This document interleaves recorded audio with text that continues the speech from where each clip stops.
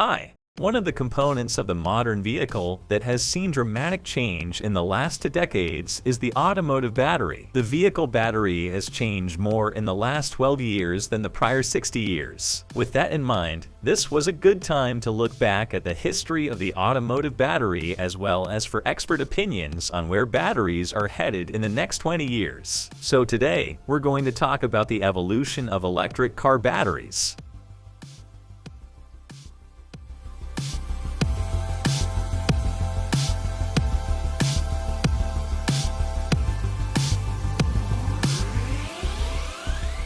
A significant progress was made in battery design from plant's original designs in 1859 to the turn of the century. Lead-acid batteries were not utilized in early vehicle systems. This was because most of those vehicles had no electrical demand while in operation and were started using some form of mechanical process, such as a crank system. As a result, there was no pressing need for the ability to store electrical capacity in those vehicles. The electric starter was the development that changed the landscape and drove the need for stored electrical capacity in the vehicle. The first vehicle equipped with an electric starter in the US was the 1912 Cadillac. The self-starter was developed by Henry M. Leland and Charles Kettering at Cadillac, later purchased by General Motors.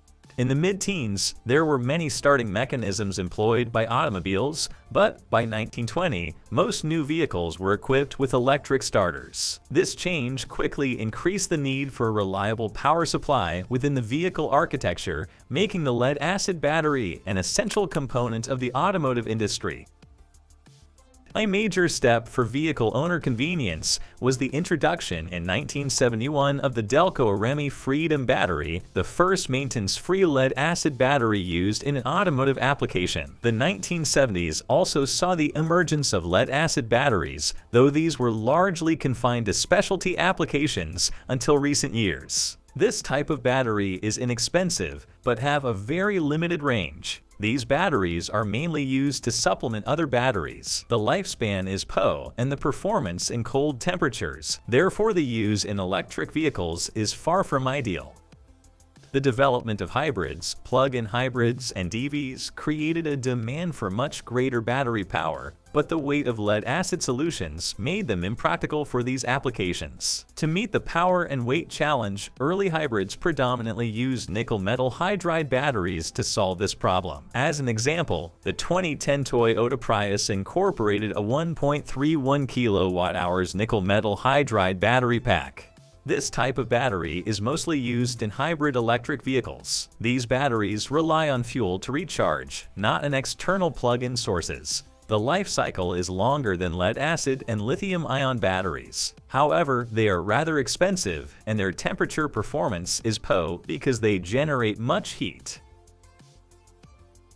The same need to increase power without added weight that drove the shift from lead-acid to nickel-metal hydride also caused a shift from nickel-metal hydride to Li-ion battery packs. In addition, Li-ion batteries can be more deeply discharged than nickel batteries, meaning that more of the battery can be used during each discharge cycle in traditional terms. This is like being able to drive your gas-powered car until it reaches quarter tank versus half tank before needing to refill.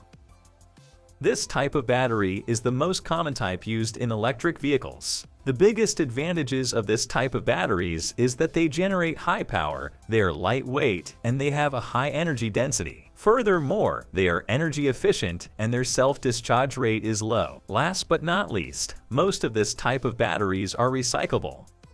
So what do you think about this evolution from lead-acid to lithium-ion battery pack? Share with your opinion in comments, and don't forget to like and subscribe to the channel to be in touch with newest cars news.